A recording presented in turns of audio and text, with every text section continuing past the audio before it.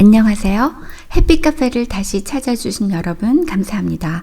11장에서 살펴본 것처럼 남을 용서하지 않고 응어리를 가지고 있는 것은 다른 사람과 채무관계를 갖고 있는 것과 비슷합니다.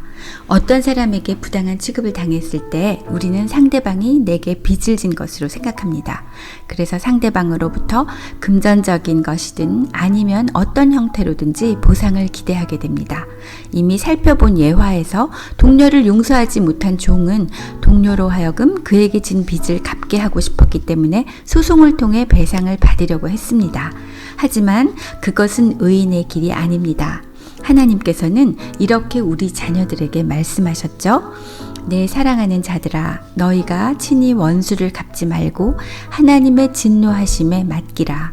기록되었으되 원수 갚는 것이 내게 있으니 내가 갚으리라고 주께서 말씀하시니라. 우리의 원수에게 진노하신 하나님께서 차차 갚으실 테니 너희는 하나님께 맡기고 선한 그리스도인의 품위를 지키며 잠잠히 기다려라는 말씀입니다.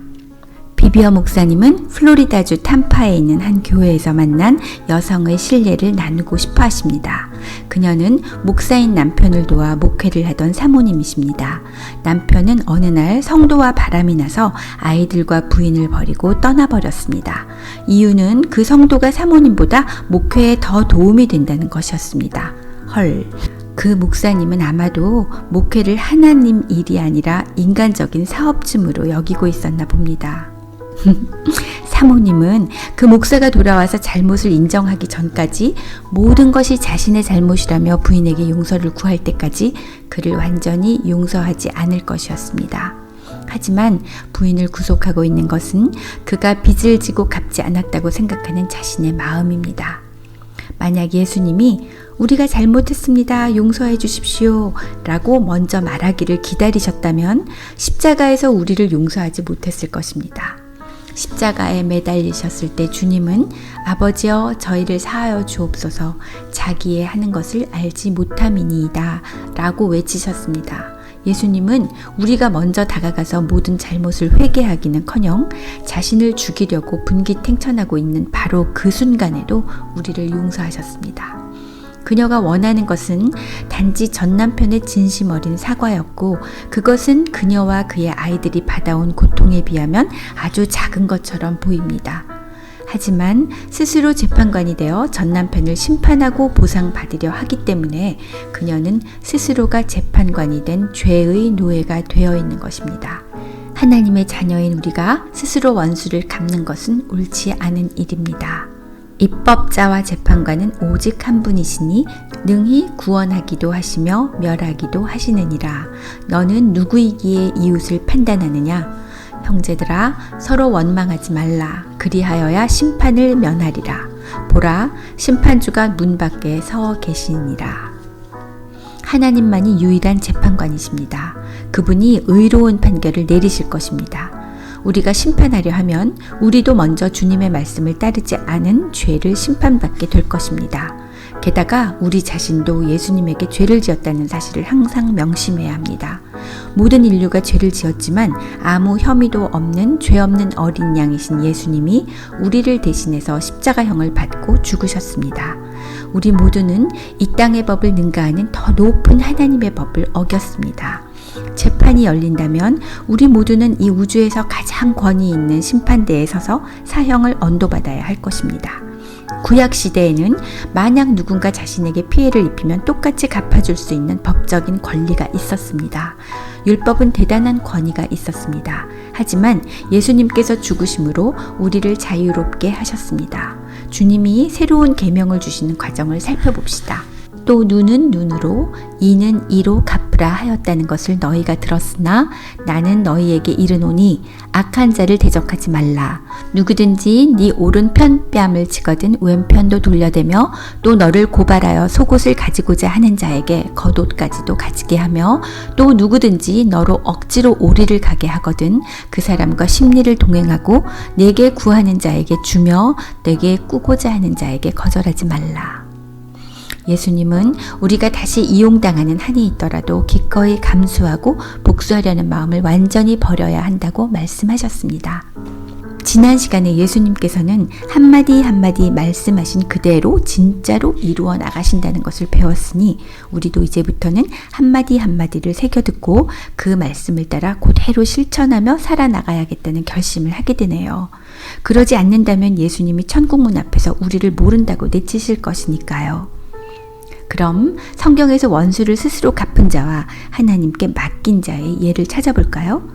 이 책의 초반부에 살펴본 바와 같이 다윗은 사울 왕이 자신에게 너무나 부당한 대우를 하고 심지어 죽이려고 했을 때에도 그에게 충성스러운 마음으로 대했으며 2번이나 사울을 죽일 기회가 있었지만 자신 스스로 복수하지 않았습니다. 그는 하나님께서 그와 사울의 일을 판단하시도록 모든 것을 맡겼습니다. 그래서 하나님께서는 다윗을 하나님 마음에 합한 자라고 칭찬하시며 사랑하셨습니다. 자, 이젠 똑같은 상황에서 하나님께 맡기지 못하고 실족하는 압살롬의 사례를 살펴보아요. 압살롬은 다윗의 아들입니다. 배다른 형 암논이 꾀병을 부려서 압살롬의 누이인 다말에게 병간호를 하도록 아버지인 다윗에게 부탁합니다. 사악한 왕자 암논이 시중을 들던 다말을 강간한 후 버리는 사건이 발생하자 압살롬은 불쌍한 누이를 진심을 다해 보살핍니다. 압살롬은 아버지 다윗이 이복 형인 암논에게 큰 벌을 내리기를 기대했습니다. 하지만 다윗은 암논의 사악한 짓에 대해 듣고 노하기만 했을 뿐 아무런 행동도 취하지 않았습니다. 압살롬은 아버지가 공평하지 않다는 생각에 마음에 심한 상처를 입었습니다. 아름다운 공주였던 다말은 왕의 명령에 따라 이복 오빠인 암논에게 가서 병수발을 들었을 뿐인데 이제 이렇게 지독한 악행을 당하고 결혼도 할 수 없이 숨어서 고통의 일생을 보내야 합니다. 압살롬은 1년을 기다렸지만 다윗이 아무 조치도 취하지 않아 범인인 암논은 왕자의 신분으로 잘 살고 있습니다. 압살롬은 아버지 때문에 실족했고 이복 형인 암논을 증오했습니다. 2년 후 참다 못한 압살롬은 왕자들을 위한 연회를 열고 암논을 살해합니다. 누이를 위해 복수를 한 것입니다. 그 후 압살롬은 그술이란 곳으로 도망치지만 그의 아버지에 대한 원망은 더욱 불타오르고 그술에 머물던 3년이 지나고 돌아온 후 2년이 지나도록 마음속의 비통함은 계속 자라났습니다. 압살롬은 용모가 아주 뛰어난 사람이었고 자신이 그런 비통함을 당했던 관계로 백성들의 마음을 잘 이해하였습니다. 성경에는 압살롬이 그의 아버지 다윗에게서 이스라엘 사람들의 마음을 도적질했다라고 기록되어 있습니다. 많은 이스라엘 백성의 사랑을 받았던 그는 다윗을 배반하고 모반을 일으켰습니다. 다윗 왕은 목숨을 구하기 위해 아들을 피해서 예루살렘을 떠나 도망쳐야 했습니다. 압살롬은 마치 새로운 왕조를 일으켜 세울 것처럼 보였습니다. 하지만 그는 아버지 다윗 왕을 죽이려고 추격하다가 자신이 도리어 죽임을 당합니다. 왕가의 상속자이며 많은 잠재력을 지니고 있던 멋진 한 남자가 인생의 전성기에 허망하게 죽게 된 이유는 아버지가 자신에게 빚이 있다고 생각하며 복수하려던 마음을 품었기 때문이었습니다. 압살롬은 자신의 증오와 상처 때문에 하나님께 죄를 지은 채 죽었습니다. 압살롬의 생각이 옳았을 수도 있습니다. 아마도 다윗은 암논에게 큰 벌을 내렸어야만 했는지도 모릅니다. 리더가 이렇게 큰 실수를 할 수도 있습니다. 하지만 누가 재판관입니까? 압살롬입니까? 아닙니다. 하나님이십니다. 이 스토리를 통해 분쟁의 씨앗을 심으면 결국 그 열매를 거두게 된다는 사실을 명심해야 하겠습니다. 비비어 목사님에게 찾아와 자신이 압살롬이 아닌지 걱정이 되어 상담을 한 목회자가 있습니다. 그는 어느 교회의 부목사로 섬기고 있었는데 그 교회의 담임 목사님이 그를 해고했습니다. 담임 목사는 젊은 부목사에게 하나님이 함께 하시는 사실을 깨닫고 그를 시기하고 두려워해서 해고했던 것 같습니다. 1년 후 해고당했던 그 부목사는 주님께서 그 도시 다른 쪽에 교회를 개척하기 원하신다는 것을 깨달아 일을 진행하고 있었지만 압살롬처럼 행동하고 싶지 않아서 마음이 편치 않았습니다. 그래서 비비어 목사님께 상의를 드렸던 것입니다.